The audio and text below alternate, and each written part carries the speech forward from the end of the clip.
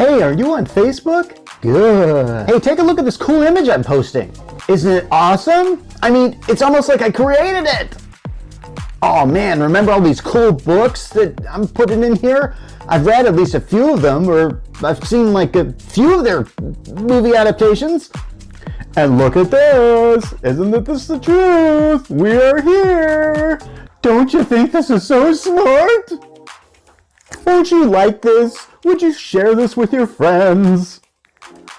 Yeah, hey, this is Mark Rollins from the Geek Church, and if you're on social media, I'm sure you've seen this image. Or this image. Or this image. Or this image. Or this image. Huh? Okay, that's not a fair example of this, but that's just one example of how I feel about it. Okay, ever since, I don't know, whenever this posted, I'll get to that, I've been seeing this image a lot, and I'm going to say that I just generally disagree with it. And I'm going to go into a lot of detail about why I disagree with it on this episode of The Geek Church, the show.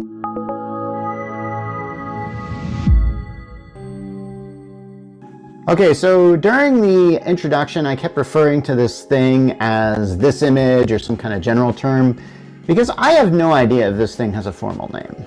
If this does have some sort of formal name or a better name, I certainly don't know how to Google it, that's for sure.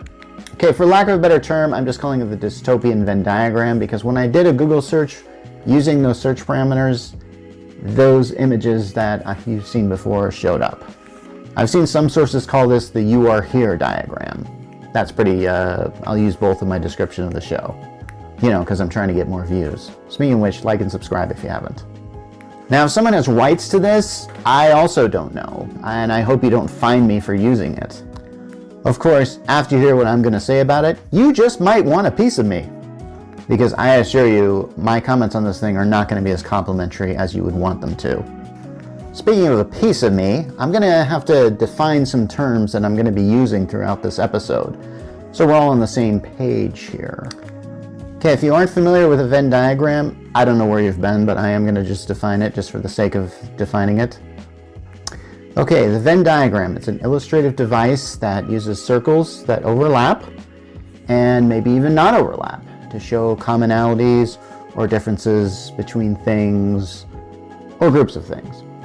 So when I said speaking of piece of me, Venn diagrams are often used to illustrate pieces of things or sets, groups. For example, if you have two things that have a commonality, that commonality is essentially the intersection of two sets. And to combine the two sets is a union. And yeah, there's symbols for this. The U symbol is the union, and the upside down U is the intersection. And yeah, that's fun to type out. Now, Venn diagrams can be done with two circles, but you can also go three circles. This is personally one of my favorites, three-circle Venn diagrams, also making its round on social media, and I believe it's quite accurate. Feel free to agree or disagree in the comment section if you wish. Also, once again, feel free to like and subscribe. You can also use four circles, like say this. It's not really accurate because technically it doesn't illustrate the intersection of the opposing circles, just only the intersection of all circles. That's just one of the problems that I have with this particular illustration. And when it gets to 5, it gets even more problematic in determining intersections on each of the 5 sets. If you go any higher than like that amount of circles, you're getting into these weird kind of almost caterpillar-looking formations that can highlight the intersections between two sets. In other words, it can be accurate, but it certainly does look messy. I'm sure some of you are already hearing me talk about Venn diagrams and are probably thinking, duh, I already know this. Geez, stop me wasting my time, Mark. Okay, and I only bring this up because I think whoever created this dystopian or you were here diagram is using it as a loose way to convey certain information. Basically, he or she is essentially taking two works of fiction, showing their commonalities, and can be easily summarized with another work. The problem is that's not really how Venn diagrams work. Okay, so there's a reason why Venn diagrams are used very well mathematically, because math is for the most part a very objective science. Sets are essentially groups of objects, not particularly a literary work. Say like I do a graph where I say set A are the odd numbers 1 through 49, and set B are the even numbers 2 through 50. So the intersection of them could be, and there are many options of this, numbers that are divisible by 5, and as basically 1 through 49 and 2 through 50 have many multiples of 5 in it. So that would be an intersection. Now, you could easily put them in and then they fill in those things, and so you have to fill in numbers 5, 10, 15, 20 in the intersection and so forth. And if you didn't do that, if you didn't put all those multiples of 5 in there, it would be marked as incorrect by your math teacher. So for me, I'm a completionist. So to actually take two works of literature and to say that that other work of literature in there is the intersection of both feels very, very, very off. Now, it might be a commonality in them. Say, for example, if you were to take the movie Deep Impact and Armageddon, the intersection would probably be giant asteroid, okay? Giant asteroid strikes the Earth, something like that. And those films have a lot of things in common. Another obvious parallel films, I mean, we can use this, Ants, Bug's Life, I think they came out even the same year, or I don't know, I can't really remember. But you could just write computer-generated ants. Now, those films are actually very, very different, but they do have that commonality in them. But all the similarities of two works summarized by another work, I can't even think of the proper way to even illustrate that. I mean, maybe if you had stories that took place in some connected universe, like say Marvel, like say there'd be some story that's kind of shoved in the both of them, and I think they try and do this. Like let's say you put the Captain America Civil War and Avengers Infinity War. Could you put Spider-Man in there? Spider-Man Homecoming or something? I don't know. Could you put the entire Marvel Spider-Man trilogy in there, the more recent one? Nothing sounds right as far as an answer for this kind of thing. And I'm really stretching with this whole Marvel and Spider-Man illustration. Okay, so now all these works have one thing in common. They take place in these dystopian societies. Actually, I really don't even think that Animal Farm really applies, because it's more of an allegory than a fantasy, and most dystopian stories usually take place somewhere in the future, or at least imply that they do, because there can always be sort of alternate reality, and man, I'm getting way too preoccupied with these genre labels. Okay, so let's define our second term, dystopian. Dystopian is taken from the root word dystopia, and this is defined as an imagined state or society where there's great suffering or injustice. That seems to be the Google definition I'm coming up with, so we're going to go with that. Okay, so in the world of speculative fiction or science fiction, dystopia is very common. It's pretty simple to come up with a world that has fallen into disarray by events such as a massive plague or a nuclear war, but sometime the future has fallen into a state of peril. So stories like The Walking Dead, Mad Max universe, and The Stand are also dystopian, but can probably be described as post-apocalyptic. Okay, a dystopia generally implies that there is a working civilization, but how it works might be pretty uncivilized. Okay, I give examples of dystopian novels, but honestly, this dystopian Venn diagram is just 4 great examples, and I would like to discuss these individually. For the sake of this episode, I'm just going to go with this example of the dystopian Venn diagram, because a lot of these things I've seen in other dystopian Venn diagrams, and yes, I have to use that term as a plural, but most of them, like the ones in the 4 circles, they usually have those somewhere. Okay, let's start with 1984, and I would have to say, like, it usually shows up when people think of a dystopian novel, but it was by far not the first. So this one was published in 1949 by George Orwell, and it takes place in a future time in Great Britain. Now, much of the focus of this book takes place with Winston Smith, the main character, and he's always, so we see it from his point of view, and so he's always hearing about the state of the world, which is always in a constant state of war. But for the most part, 1984 is known for its surveillance state, and also that it has this figurehead of the government known as Big Brother. And there are posters all over the city that say, like, Big Brother is watching you. So really, it's an interesting concept. Like there isn't really an actual Big Brother. It's this sort of thing that just everyone agrees just kind of exists.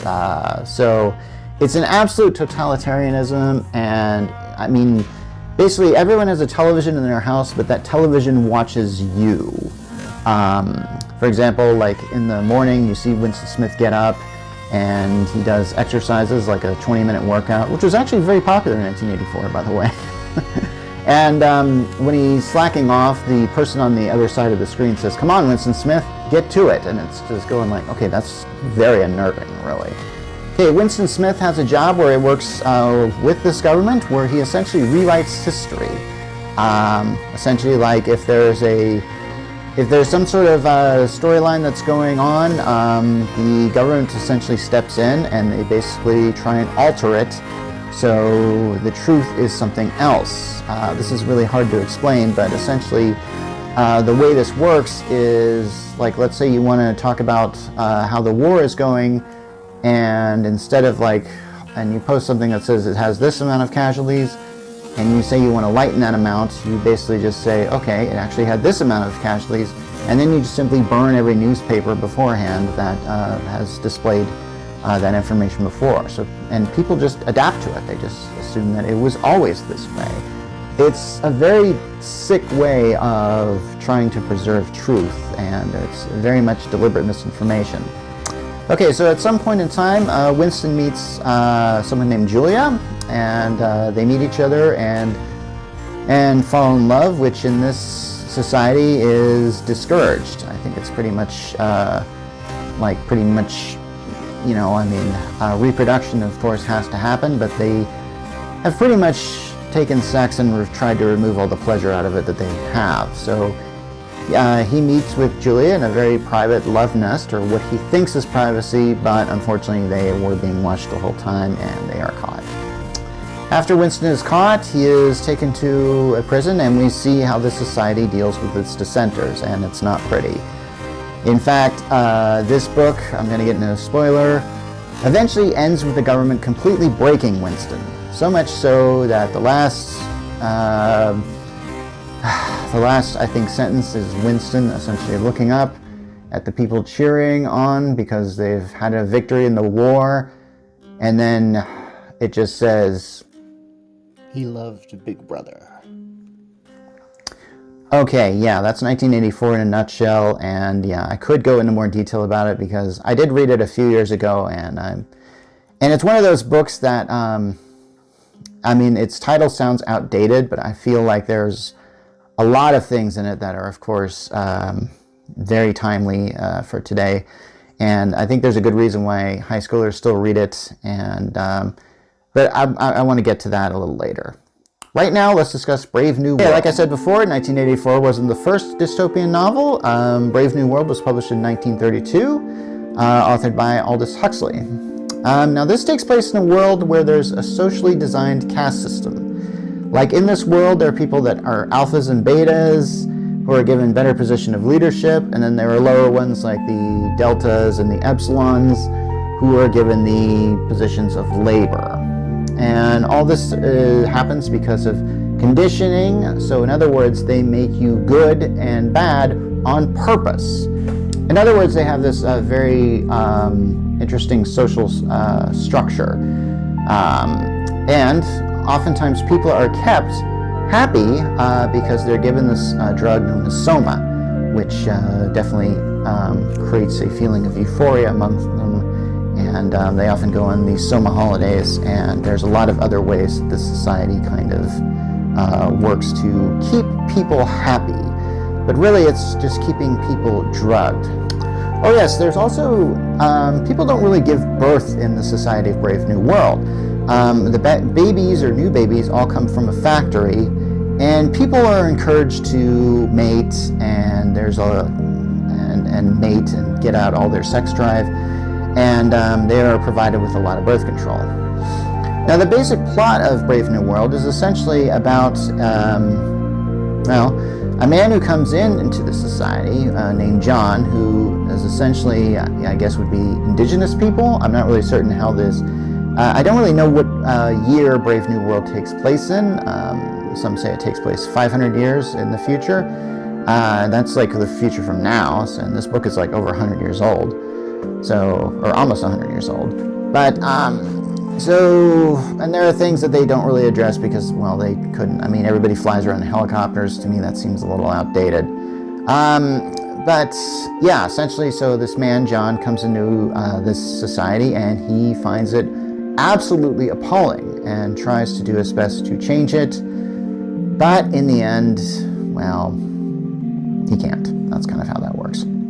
Okay, Fahrenheit 451 takes place in a world where books have been absolutely banned. That is traditional paper books. And there are people that are known as firemen who go around and they burn, like if they find that people have stashes of books, they'll go around and they will burn their books. And in this world, I'm assuming that books are banned because most people have embraced film and television. And it's implied in Fahrenheit 451 that the world moves very fast. Like if you have to leave your house, you're going to have to leave at about 55 miles per hour to enter the freeway. That's how this world works. And people's attention spans are pretty small. And so essentially, there is a lot going on in this book. It's a book that I've only just recently read. And it has actually kind of a dark tone to it that I didn't really expect. In fact, it is implied that there's war going on in the background of this particular future. And I believe it actually ends with a nuclear strike. But I think the people that, because the main character of this book, Guy Montag, he starts to like books, and he really starts to, and he realizes that, hey, man, government's wrong on this thing. And I think at the end he actually joins up to some sort of, I don't know, colony or something, for lack of a better term. What's a good word for this? Commune, I guess, and with all the other lovers of books. And I think I don't remember if they're safe during this thing. I mean, I can't remember if this had a happy ending or not. When it comes to the nuclear strike, I really don't think there's a lot of happy endings involved there. But you can see where this is going. This is a society that essentially wants to keep you knowing whatever information is current and not trying to look back in the past. Okay, so let's talk about The Handmaid's Tale. Now, this one is actually the newest of the big four here. It was published in 1985 by Margaret Atwood, and I believe it actually just has a sequel published. And it features a country known as the Republic of Gilead, which is formerly the United States. And the ruling is very patriarchal and theocratic. Women have been essentially regulated to property. They're not really allowed to read and write, not allowed to own money or even property. And they're even deprived of their reproductive functions. Because in this world, radiation or apparently environmental damage has made a lot of people infertile, and there are certain women who have to be essentially breeding grounds because they need to make more babies. Now, of all the four works here, the four main works, this is the one I haven't really read. I'm well aware that there's a popular Hulu series, and yeah. So, yeah, I just, I don't know, I haven't just gotten around to reading that because, yeah, I just haven't. Okay, I think The Handmaid's Tale is really interesting because it's you often see these people protesting, wearing those outfits that have shown up on the Hulu series when women's rights are starting to be violated, and this happens a lot. Yeah. Okay, so now that we've addressed these four basic dystopian novels, let's see what happens when our Venn diagram tries to mix the two together in an intersection. Okay, Logan's Run. Basically, if you're not familiar with Logan's Run, it's a science fiction novel published in 1967 by William F. Nolan and George Clayton Johnson. Essentially, in the book, the population and depletion of resources has created the need for every human to die at 21 years old to the day. And if you try and live longer, or in other words, run, you get hunted down by special enforcers known as the Sandman. Okay, but is it a mix of Fahrenheit 451 and A Handmaid's Tale? Now, this one I actually kind of agree here. They basically, in both Fahrenheit 451 and A Handmaid's Tale, they feature people who are fugitives, people who are trying to go against the government, or at least very strongly disagree with it. And I guess that makes sense. This is a very common theme in this dystopian works. That is, you start out with a guy who's really into the government, really into trying to serve that government, and then he discovers, like, boy, this is really screwed up, and then goes against that government. And then it usually ends up with him trying to change it, or essentially run away to find a safe place. Okay, Logan's Run is a book I haven't read, but I have seen the movie that they made in the 70s. I think it actually predates Star Wars. Not a bad film, really. So yeah. Wow, am I actually agreeing with this dystopian Venn diagram? I thought I wasn't supposed to. Okay, now it's time to discuss Animal Farm, which is apparently the intersection of 1984 and Fahrenheit 451. Both Animal Farm and 1984 are by the same author, but I really doubt that's the criteria that they're going for. Am I right? Now, if you're not familiar with the Animal Farm, like I said, it's not really a dystopian book. Now, it has elements of that, but it's done as an allegory, where it starts with farm animals that rise up against their farmer. Yeah, the animals are kind of sapient in this. Is that the term I'm looking for? Sapient, let's say. They can judge and they act a lot like humans. And essentially, when the farm animals go up against the farmer, they start their kind of own revolution amongst themselves, and they start becoming very tyrannical toward the other animals. And the other animals are starting to live in this society that's somewhat dark and does not really care about their own values. And I highly recommend reading Animal Farm, because it shows how this idea of good government, and showing how they have like certain laws, but then they change those laws every once in a while, and then they those laws are only fit for them. It shows how the bourgeoisie form, and yeah, that's kind of an interesting look. That's kind of an interesting take on this kind of thing. Okay, here's the issue that I have about this book being some sort of intersection of Fahrenheit 451 and 1984. Like I said before, in 1984, the protagonist tries to break some of the laws of the Big Brother Orwellian society, and sort of ends up getting beaten by the system. Fahrenheit 451 has an utterly completely different ending, which I believe the main character actually does succeed in breaking free of this book-burning type of society that he's living in. At least that's what I kind of remember. As far as Animal Farm is concerned, I don't really remember if there is a main character in this book.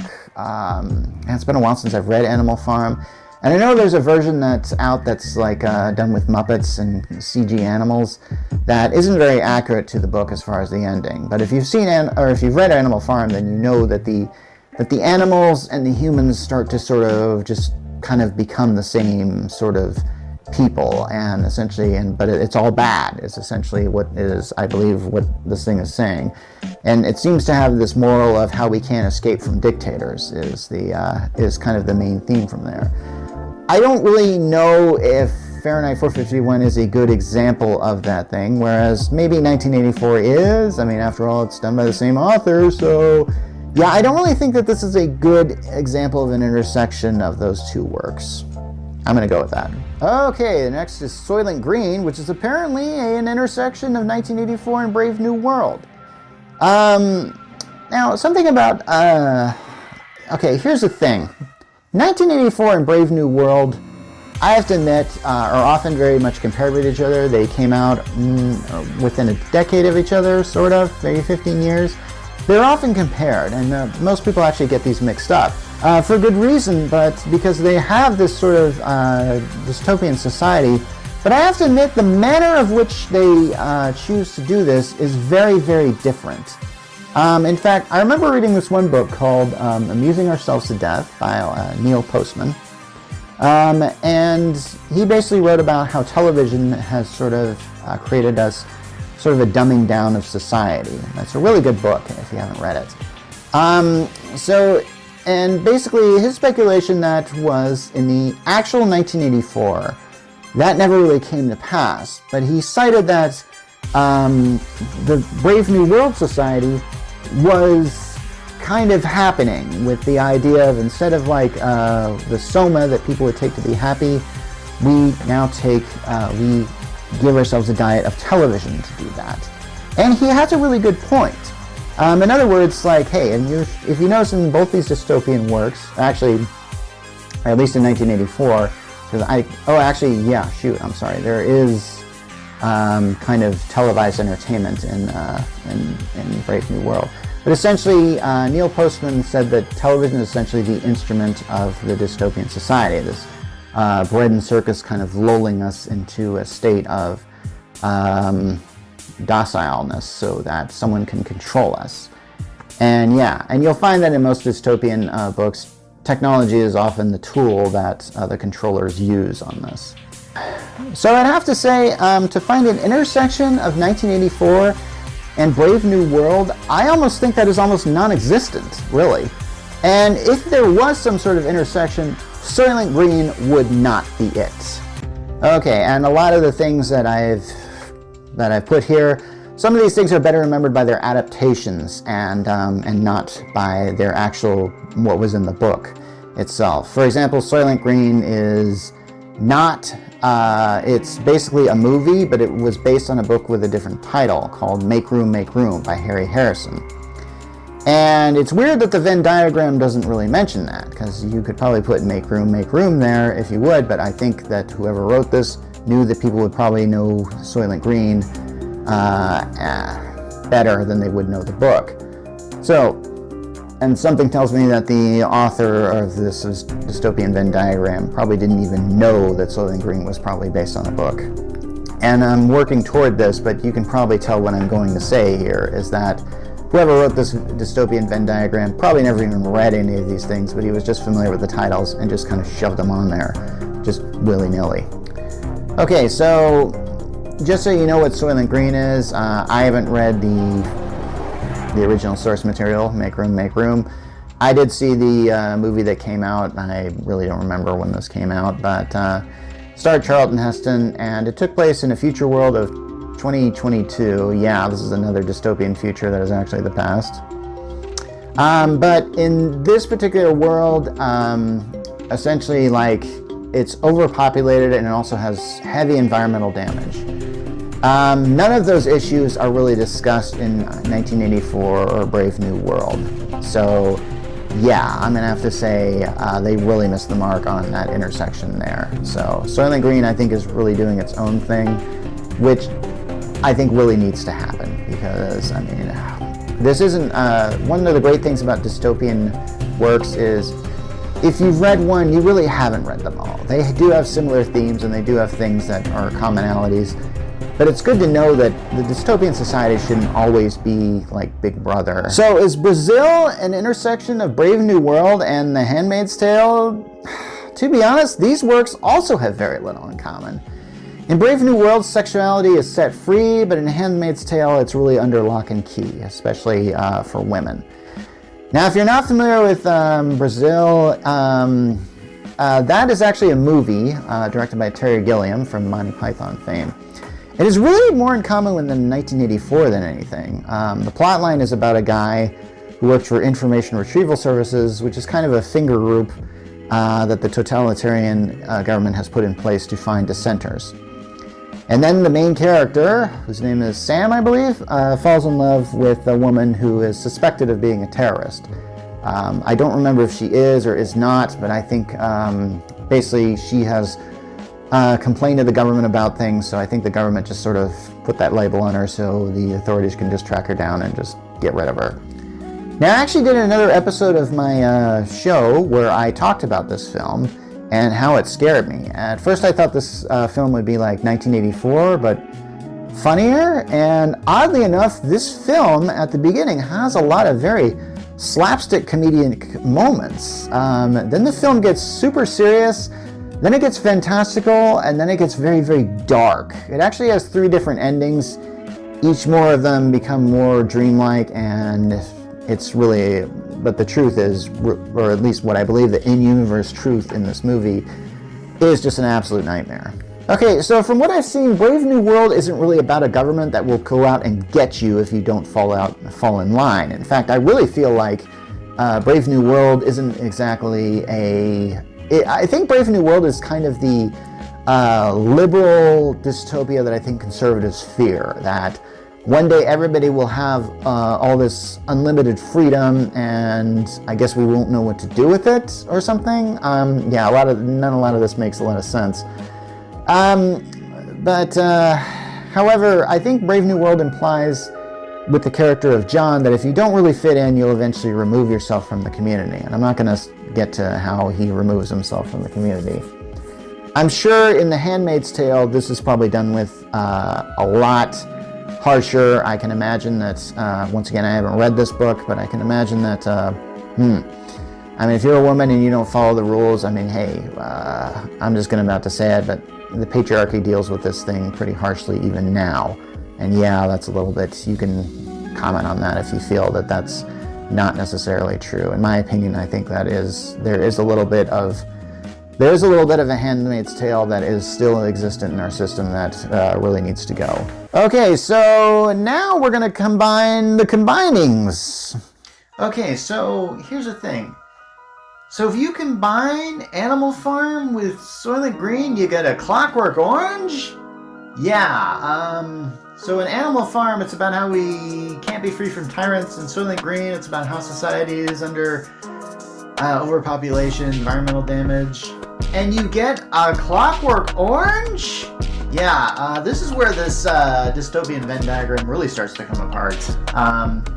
If you're not familiar with the Clockwork Orange, it's about a youth named Alex who commits violence acts of rape and stuff. And apparently this world and the future world is like really dominated by street gangs. Apparently the street gang problem has become really fierce, or at least that's sort of the vibe I'm kind of getting. So one day he undergoes this behavior modification treatment and then is reintroduced in society as a changed man. Once Alex becomes this changed man, eventually his past sort of catches up to him, and it's kind of one of those type of plot lines. Now, I have to admit, I never read the book by Anthony Burgess. I don't really remember when it came out. It was, of course, popular enough to have the movie done by Stanley Kubrick. And I've kind of read the Wikipedia summaries of both of them, and I found that the plot lines are basically the same. So it's nice to know Kubrick was more accurate to that than he was to The Shining. I don't really see how... I just don't see how the Animal Farm and Soylent Green could be a combination of this to make this. It just doesn't fly. This time I'm gonna have to put my foot down and say, no, you're just putting that in because everyone knows about a Clockwork Orange. Okay, and then we get into this thing. So apparently if you combine a little bit of Soylent Green with a little bit of Brazil, you get Gattaca. And I'm going, what? Okay, if you're not familiar with Gattaca, it's a good movie, and I'm assuming it's only a movie. I don't know if it's based on a book. It could be. I didn't exactly research that. Gattaca is a movie I really liked, actually, because I really like the setup of this. It essentially takes place in the future where genetic engineering is everything. So essentially, parents will clearly modify their offspring so it is productive as possible in the workplace. Unfortunately, the main character of Gattaca, their parents did not do that, so they are constantly having to catch up. They're constantly having to be in peak physical fitness and be peak mental fitness to do the normal work of an everyday person. And and it also features a character who has to go through identity theft in order to just live a job so he can achieve his dreams, which is going into space, because space travel exists in this particular world. And yeah, actually a lot of these dystopian works don't really focus a lot on space travel. I feel like that gets into more Star Trek, almost utopian science fiction sort of thing. I would have to say the main character has nothing in common with the main character of Soylent Green, nor the main character of Brazil. This is one where they just kind of put that on the map because they thought, oh, everyone's heard of Galaga, right? Just stamped it on there like a refrigerator magnet, just to sort of make this dystopian Venn diagram seem more relevant. Okay, so apparently if we combine Animal Farm and Logan's Run, we get Lord of the Flies. How did that happen? Yeah. Now, Lord of the Flies actually does have some things in common with Animal Farm, because it is an allegory, but it's a different type of allegory. If you're not familiar with Lord of the Flies, it's essentially about a group of boys who are put on a plane to escape a definite incoming nuclear war that I honestly don't really remember the ending of this book, but basically, I mean, it's often used as kind of like this idea of what happens when you take like younger people and you give them the opportunity to be their own society. Naturally, a lot of savagery comes up, and so yeah, essentially their society that they start quickly goes to disarray because, well, they're kids. They don't really know how to do this. And I get the feeling like that it sort of serves as sort of this metaphor as far as like what we as humanity have done. Like we're a bunch of kids just on an island. But, so, okay, maybe I could accept that Animal Farm does touch on this. The idea that, hey, you fall into dictatorships because governments have this sort of human factor that has that going on. But Logan's Run, I don't know. I think there are characters that are actually in Lord of the Flies. One is like running from this badness in this group. And hey, it does deal with youth. So, and no one's on the island is over 21, right? So maybe. Okay, you know what? I'm gonna give this a pass. You know, I'm not gonna give it an A, but I'll give it a pass. You get C-. Okay, I'll take it. Okay, so combining Brazil and Logan's Run apparently gives you the Matrix.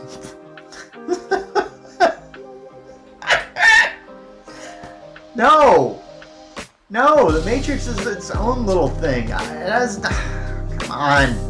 nothing to do with that. I don't know. I just feel like, okay, I'm trying hard to find some sort of commonality here. Okay, in Brazil, we feature a man who's works for the government, then sort of like, okay, maybe you could say, okay, if you take Keanu Reeves' character as being kind of very similar to the character in Brazil, and there is a lot of dream-like stuff happening in Brazil that kind of feels like it would, the same thing kind of happens in The Matrix. Oh my gosh, is that, are we looking at a commonality here?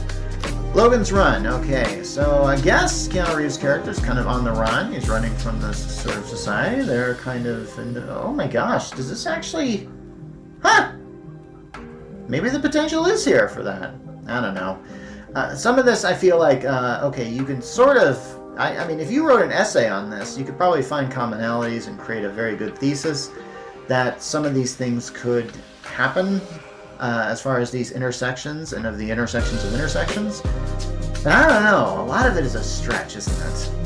Well, this leads us to the soft, chewy center of the dystopian diagram with the "you are here." And it's pretty obvious what the takeaway of this thing is, and I'm sure you've already gotten to what this thing is trying to say.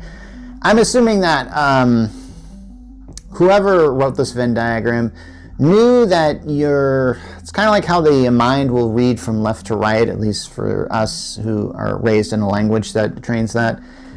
I think there's something about the mind that sees all these circles and just goes inner into the circles, and we'll see the "you are here" first, and then we'll just kind of spread its way outward, so they'll see all the stuff outward, and they'll kind of go like, yeah, that sounds right. Basically, I believe the whole point of this dystopian diagram is to essentially show how close we are to a dystopian society. Now, to say that we're even living in one of these eras, I don't think is necessarily accurate. I can't say that the nation that we live in, the United States, is completely totalitarian. I'd like to think that that is true. It could be possible that, I mean, okay, we're getting into theories of like if the United States was a fascist state, then all we are is they just really allow us to yell that we shouldn't be under a fascist state, and they just sort of like tolerate it. I don't know. I hope not. I'd like to think that the thing that scared me the most about one of the examples in this, Brazil, was that at any given time, if you stepped out of line, they would come in and they would just take you out of play. And then they would essentially, the government or the system itself would just use its influence to make you essentially next to nothing. So that not only would they take you out, but they would basically create, like in 1984, they would make you a non-person or an unperson. They would just kind of like get even, they would take out whatever influence you ever had or ever, it would be like that. So basically, whatever life you had, like if you had something like a blog, they would just find ways to delete it. They would find a way to basically show that you never even existed in the first place. And there's a scene in the movie Brazil where a clerical error results in the wrongful termination of an innocent man. And then once this main character has the same thing happens to him, he has a vision of his own funeral, and his body is just this skin massive organs that he just dumps out on the floor. And that image really freaked me out as a kid. And it's only one that I just recently decided to rewatch, and found it doesn't really have that much effect, but dang, the image of it is pretty bad. This idea that essentially you can be reduced to just nothing but a fleshy mass that no one even really cares about anymore. I mean, I think that's what the premise of, or I think that's what the point of that scene in Brazil is. I don't know. Okay, so I'm trying to figure out who in the world created this thing and when did it come about. I think it came about during the pandemic, and if you want to remember that time, a lot of negativity going on there. We were all kind of stuck at home. We were all told like, oh, we've got this disease that's killing people, and it looked really, really friggin' bad, didn't it? And then also Trump's administration was in full swing, and and I've already also done another show about his questionable rise to power.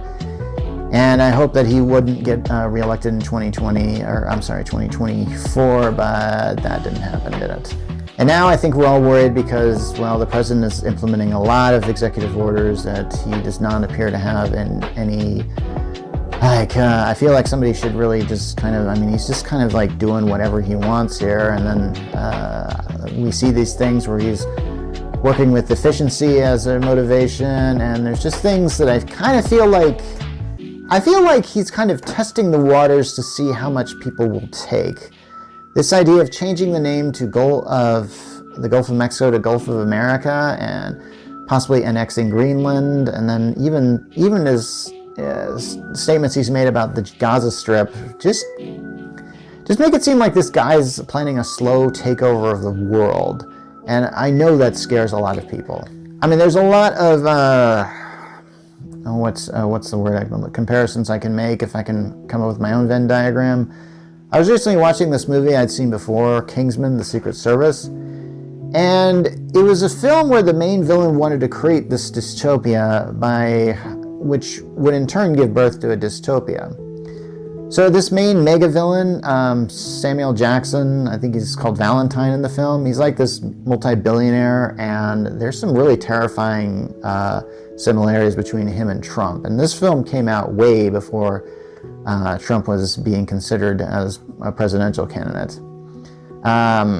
So there's a scene where he actually, it's really strange. He's meeting with a friend of his, or he's meeting with someone else in the film, and he expects a formal dinner, but instead he serves McDonald's. Sounds like a familiar president guy. What really makes it sick is Valentine's undermining mega plan, which is to essentially release this strange frequency into the world that will cause people to attack each other and kill each other. And in the meantime, he and his billionaire friends who know about this are all huddled up in their own shelters, just waiting for this, all the others, non-billionaires, to essentially kill themselves. And they essentially take over and then create a better world where they can try and undo a lot of the harmful stuff that has happened environmentally and so forth. And then when this character, Valentine, is trying to implement his plan, he has a satellite go down, and at which point he has to contact somebody who he refers to as E-Man, which I think we're supposed to assume is Elon Musk. I tried to do some research on here, but most people at the time of this film came out really were thinking that he was talking to Elon Musk. And yeah, considering what we're seeing about how Trump has Musk as a huge supporter, not to mention other billionaires, this looks pretty frickin' scary, doesn't it? I mean, yeah, there was a time when I would watch these films for just this escapism and thinking like, wow, these are just over-the-top villains, but now they seem like passable villains by today's standards. I don't know, I feel like they're very relatable, and it's just feel like they're not so over-exaggerated as I think. I mean, I was watching Star Wars Episode 3, and I couldn't help but watch Palpatine pull the strings, and how every line that he says, everything that he does, every little action he does feels like something Trump would do now. And then there's that line where, let's see, Padme's at that giant meeting thing they have, and he goes like, "So this is how democracy ends, with thunderous applause." It's one of the best lines of Star Wars, period. The Force is definitely with that. My point is that I feel like this Venn diagram is trying to say we are here, but I don't think that we're there yet. I feel like there are certain seeds that I think might be being sowed here, but I would like to think that we would be able to counter these things. I would like to think that we would learn to say no to these things. I'm seeing things that even locally for me kind of scare me. For example, recently I've been hearing news about this place that's not that far from me, maybe an hour and a half drive, Coeur d'Alene. There was apparently some sort of town meeting. Now it's mostly like a Republican group, but it was hosted by local Republicans. But this one woman, whose name is Teresa Borenpol, and I might be mispronouncing that, and she was a former Democratic candidate for a state office in Idaho. She kind of spoke up during this meeting, and as a result, the sheriff came in and basically asked her to leave, and when she wouldn't leave, men suddenly just came up from out of nowhere that were not officer, that were in plain clothes, and just dragged her out of there. And of course, she passively resisted them. I mean, in other words, they told her to leave. She said no, and eventually they just got to the point where they manhandled her, really. And by manhandle, I mean like physically roughed her up. I mean, they even put little zip ties on her to make sure and dragged her out. And what scares me about that is how there were people there that caught it on film, but for the most part, a lot of people just sat there and let it happen. Now, these were Republicans, and she was stating point of views about reproductive rights, like abortions, and I think she basically said, like, is this a meeting or are you lecturing us, is one of the things that she said to these people that really set them off. And I hate to say it, but in watching the footage of it, it makes me not be very proud of humanity in general. I mean, that's what I have to say about it. I was not there for this. I don't really want to judge as far as okay, honestly, I mean, I'm probably going to side with this lady here because, shoot, you should not be treated like that under any conditions. I mean, this lady did not, it's not like she pulled out a gun or something. I mean, I feel like, and I believe that the security firm that was in charge of this, they have had their license suspended. And but I'm sure we're probably going to hear more about this, and this is just only a recent event. And it's sad that this has happened. So, yeah. So, here's the thing. I think when I did that one episode of my show where I talked about Brazil, then I tried to address this concept of fear and how this idea that we live in a society that essentially could rise up against us. And that, I think, scares us constantly. And I think dystopian literature, basically feeds, I wouldn't say they feed that fear, but they definitely provide a ground for us to really talk about this.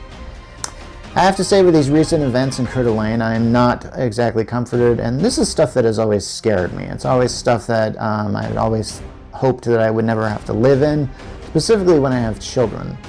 And yeah, it's stuff that scares us all the time, even more than, say, something like nuclear war or any of those other post-apocalyptic situations do. That society might actually just sort of rise up against the individual so bad that whatever comes after it just is not worth living in. And I really hope we never get to we are here. Or you are here, however that's phrased. So hey, I will have to say, like, okay, fine. I think that's the main point of the the dystopian Venn diagram. So I guess at that point I agree. So in other words, he loved the dystopian Venn diagram, or the You Are Here diagram, or whatever it's called. Alright, this has been Mark Rollins from the Geek Church, and I hope you enjoyed this episode. We're going to do something a little bit different next month. I realize I'm not on time as far as when I'm putting this out, because there was a lot to put in here. But it is kind of more off the cuff. I've been doing some research on, say, the Oscars and their categories for Best Animated Film, and I might put out a video per day about discussing a year in animation and how the Oscars either made the right choice for Best Animated Picture or how they didn't. And you'll see how that goes throughout the month of March.